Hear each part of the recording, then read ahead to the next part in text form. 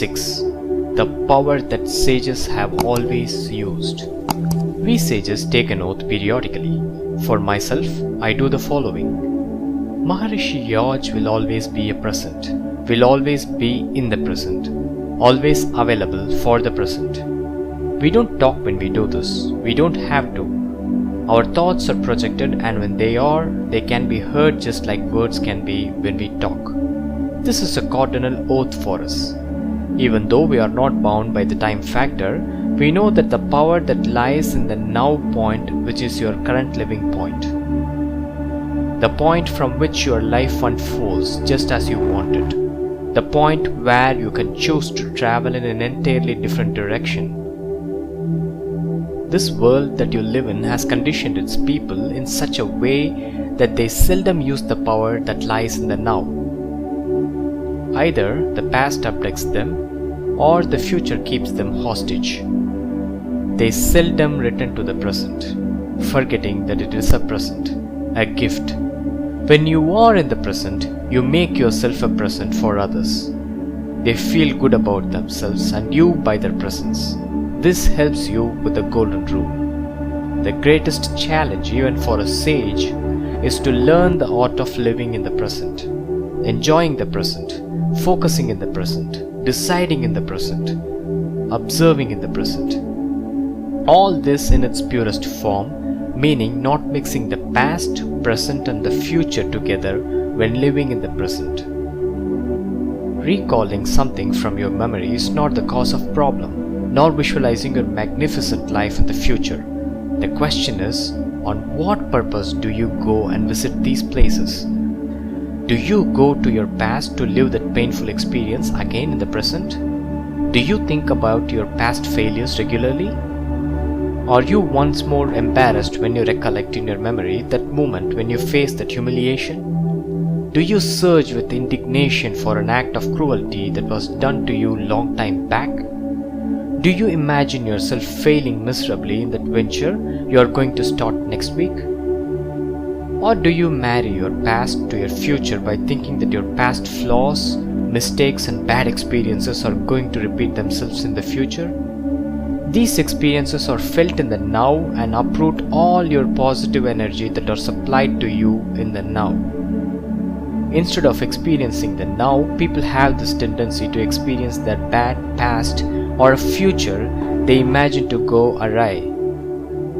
But what they seem not to realize is that through their memory, they are torturing themselves in the now. We sages have known from time immemorial that all the feeling of powerlessness in all the worlds we visit arise not from the real problem most of the time, but from reliving or pre-living your thoughts. One cannot change what happened in the past, but one can take a new approach now than what one took in the past.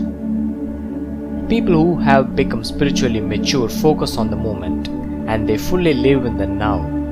They allow the present moment to completely own them. This is allowing. When you begin to practice living in the present, initially you will feel that you are going too much slower in this modern age. You will feel that you are moving slower than you are capable of, and will start to feel a kind of uneasiness that arises from the mindset that you need to be doing many things instead of focusing on just one at this point. Rishis refer to this living in the moment as tasting each moment like a gourmet who is highly awake at each meal. This is not synonymous with doing things as you please at your own pace. We understand that current world works faster than the earlier ones. But speed is different from rashness, isn't it?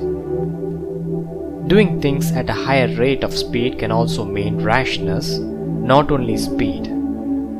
Instead, what following this principle means is that any one point you give your attention, your love, your passion, your power of imagination, your potential, your senses, your thought energy, and everything to the experience at hand.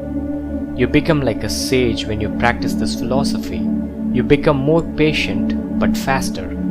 You will not be in a hurry but not lazy. You will develop an impeccable concentration, and more than anything else, you will be a lot more free from stress and worries. Does this mean that you shouldn't think about your past or future? Of course not. The only moment where you have the ability to think about your past or your future is your present moment, and that too only for planning your future or reviewing something about your past. Definitely not to worry or become anxious about them. Would you believe that we rishis and other sages of different order can go back to the past, kind of like time traveling, and think about what is happening now from that vantage point? We can do the same with the future too, but for you it's only the now. It's easier than what we do here. Always, once you have planned or reviewed a plan or an idea, just forget about them and enter the next stage, the execution stage. That's where your present comes into the scene. This execution part depends upon how well you could concentrate on your present and how well you could avoid being overwhelmed by your past or future. The sad thing is when people reading incessantly the old, dull stories they once wrote, when they can write a new, beautiful story now. The Sutra. Let your present be your present. Allowing one's dates and will-bes to affect the present adversely is the reason why this moment is utilized much less than how well it could be used.